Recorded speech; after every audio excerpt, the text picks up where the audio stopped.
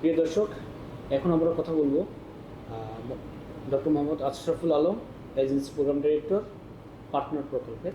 উনি একাধারে একজন সায়েন্টিস্ট, একজন গবেষক। তিনি দীর্ঘদিন গম ও ভুট্টা গবেষণা ইনস্টিটিউটে তিনি তার কর্মের দক্ষতার আঁচল রেখে আসছেন। তারই ধারাবাহিকতা বাংলাদেশের সবচেয়ে বড় প্রকল্প যে পার্টনার প্রকল্প, তিনি বিআরসি কম্পোনেন্টের এজেন্সি প্রোগ্রাম ডাইরেক্টর হিসেবে দায়িত্ব পালন করছেন। দর্শক, আমরা জানি আমাদের বিভিন্ন ক্ষেত্রে আমরা কৃষিতে আন্তর্জাতিক মানের শীর্ষে আমরা কিছু কিছু পণ্য উৎপাদন করছি। এগুলোর পিছনে কারণ হচ্ছে কি, যে ওনারা যারা আছেন, ওনাদের মতো যারা গবেষক আছেন, সায়েন্টিস্ট আছেন, তাদের এই যে কন্ট্রিবিউশন, তাদের যে ডেডিকেশন, তাদের যে এই মেধা, তাদের যে প্রজ্ঞার কারণে আজকে আমরা এই যে এত উন্নয়ন করা সম্ভব হয়েছে। তা আজ আমরা এমনই একজন গবেষকের সাথে কথা বলবো বাংলাদেশের গ্যাপের প্রথম অবস্থাপন করছি। আপনারা জানেন বাংলাদেশ গ্যাপ নতুন ইন্ট্রোডিউস হচ্ছে। আমরা যে এই গত 10 থেকে 15 বছরের মধ্যে আমাদের কৃষিতে যে পরিমাণ কীটনাশক ব্যবহার করা হচ্ছে, একদিকে আমাদের স্বাস্থ্য ঝুঁকি, আমরা যারা ভোক্তা তারা স্বাস্থ্যের ঝুঁকি, আর যারা কাজ করছেন তারাও নানান ঝুঁকিতে পড়ছে। একদিকে যেমন মরণবীতি, ক্যান্সার থেকে শুরু করে বড় বড় যে রোগগুলি আছে আমাদের মধ্যে এগুলি ছড়াচ্ছে। এইটার একমাত্র সমাধান হচ্ছে উত্তম কৃষি চর্চা। এখন আমরা আমাদের সায়েন্টিস্ট যিনি এটা নিয়ে কাজ করছেন, আমরা ওনার সাথে আলোচনা করব। আপনার আমাদের সাথে থাকুন। আসসালামু আলাইকুম। ওয়ালাইকুম আসসালাম। আপনি কেমন আছেন? আছি, আলহামদুলিল্লাহ ভালো আছে। আচ্ছা, আপনি তো বাংলাদেশে এখন সবচেয়ে লেটেস্ট টেকনোলজি কাজ করছেন, যেটা হচ্ছে গ্যাপ গ্যাপ গ্যাপ নিয়ে কাজ করছেন। আসলে আমরা সাধারণ যদি ছোট্ট অর্থে বলি, তাহলে গ্যাপটা আসলে কি? গ্যাপ হচ্ছে গুড এগ্রিকালচার প্র্যাকটিস, বাংলা হচ্ছে উত্তম কৃষি চর্চা।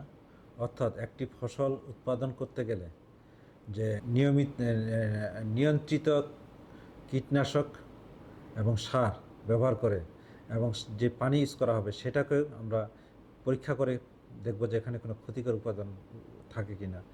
সেই ক্ষতিকর উপাদানে এরকম পানি ব্যবহার করে যে ফসলটা উৎপাদন করা হবে, সেটাই হচ্ছে আসলে গুড এগ্রিকালচার প্র্যাকটিস। আচ্ছা, অ্যাকচুয়ালি আপনারা শুধু পানি না, আমি দেখেছি আপনাদের বিভিন্ন ফিল্ডে গেছি, পানি না, আপনাদের জায়গা নির্বাচন থেকে শুরু করে পানি নির্বাচন থেকে শুরু করে 18টা বা 19টা ধাপ অনুসরণ করে, প্যারামিটার অনুসরণ করে আপনারা এই কৃষি চর্চার মাধ্যমে ফসল উৎপাদন করছেন। আসলে বাস্তবায়নের উদ্দেশ্য আসলে কি?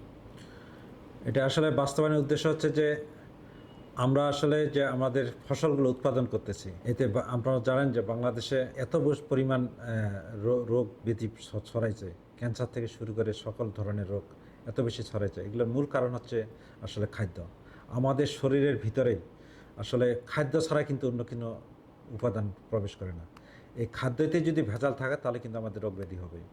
তো এই খাদ্যকে যদি আমরা নিরাপদ করতে চাই তাহলে আমাদের এই গুড এগ্রিকালচার প্র্যাকটিস ফলো করতে হবে। আপনি যেটা বললেন যে মাটি থেকে শুরু করে অর্থাৎ সকল কর্মী স্বাস্থ্য পর্যন্ত সবগুলো আমরা কিন্তু একটা স্ট্যান্ডার্ড আছে, 246টা স্ট্যান্ডার্ড আছে।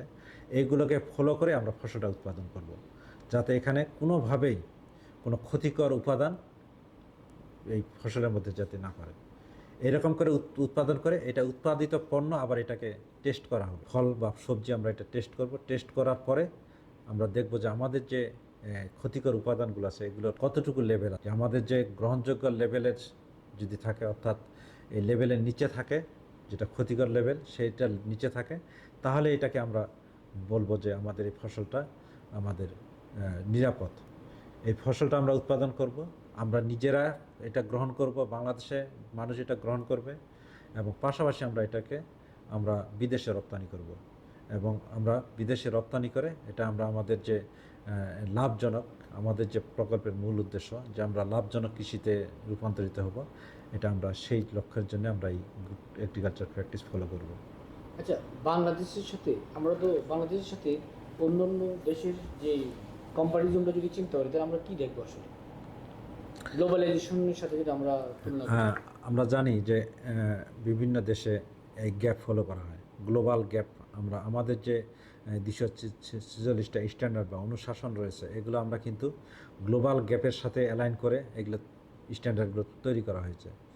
এবং আপনারা জানেন যদি বিদেশে আপনি দেখেন তাহলে কিন্তু গ্যাপ সার্টিফাইড পণ্য পাওয়া যায় এবং এগুলোর দাম অনেক বেশি। আমাদের লক্ষ্য হচ্ছে যে আমরা সেই জায়গায় যাব, আমাদের ফসল নিরাপদ থাকবে, আমাদের মানুষ যেটা খেয়ে সে কোনো অসুস্থ হবে না, অর্থাৎ নিরাপদ খাবার তার মধ্যে প্রবেশ করবে। তো বিভিন্ন দেশ এটা ফলো করে। আমরা জানি বিভিন্ন উন্নত কান্ট্রিতে কোনো একটা ফল বা পণ্য যখন তারা রপ্তানি বা আমদানি করে বিভিন্ন দেশ থেকে, তখন কিন্তু এই জিনিসটা খেয়াল করে। কাজে আমরাও কিন্তু সেই লক্ষ্যে আমরা যাওয়ার জন্য এই এই আমরা গ্যাপ ফলো করব। এই যে আপনার যে নিরাপদ খাদ্য, আমরা যেটাকে সংক্ষেপে গ্যাপ বলি, এটা কতটা আসলে গুরুত্ব রয়েছে? এটা আসলে বাংলাদেশ সরকার এটা গুরুত্ব বিবেচনা করেই কিন্তু এই প্রকল্পটা হাতে নেওয়া হয়েছে। অর্থাৎ আমরা যদি নিরাপদ খাদ্য না খেতে পারি, আমাদের কৃষক যদি চাষাবাদ করতে গিয়ে তার স্বাস্থ্য ঠিক রাখতে না পারে, তাহলে কিন্তু আমরা আমাদের যে লক্ষ্য সেই লক্ষ্যে কিন্তু আমরা পৌঁছতে পারবো না।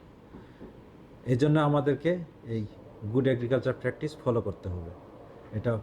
এটা আমাদের জন্য আসলে খুবই প্রয়োজনীয় একটা বিষয়। এটার গুরুত্বটা যদি আমরা চিন্তা করি, একটা হচ্ছে আমাদের স্বাস্থ্যগত। যেমন আমরা যদি দেখি এখনকার যেই লোকজন যাদের বয়স 60-এর কাছাকাছি, তাদের দেখা যাচ্ছে কি আপনার কমপক্ষে একজনের 10 থেকে 12 হাজার টাকার ওষুধই কিনতে হয়। জি। আচ্ছা, একটা ফ্যামিলিতে 2জন লোক থাকে, তার মানে কি তার 20,000 টাকা, কমপক্ষে 20,000 টাকার ওষুধ আর এখানে আপনারা জানেন যে যদি ফসল উৎপাদন করতে গিয়ে প্রচুর পরিমাণে কীটনাশক ইউজ করে, এবং বেগুনের ক্ষেত্রে দেখা গেছে যে প্রতিদিন তারা স্প্রে করে, এবং এমন শক্ত মানে স্প্রে করে যেটা ফসলের মাঠে দাঁড়ায় থাকা যায় না গন্ধে। একদিকে স্প্রে করতেছে, আরেকদিকে তারা ফসল তুলতেছে, অর্থাৎ একসাথে বিক্রিও করতেছে আবার স্প্রে করতেছে।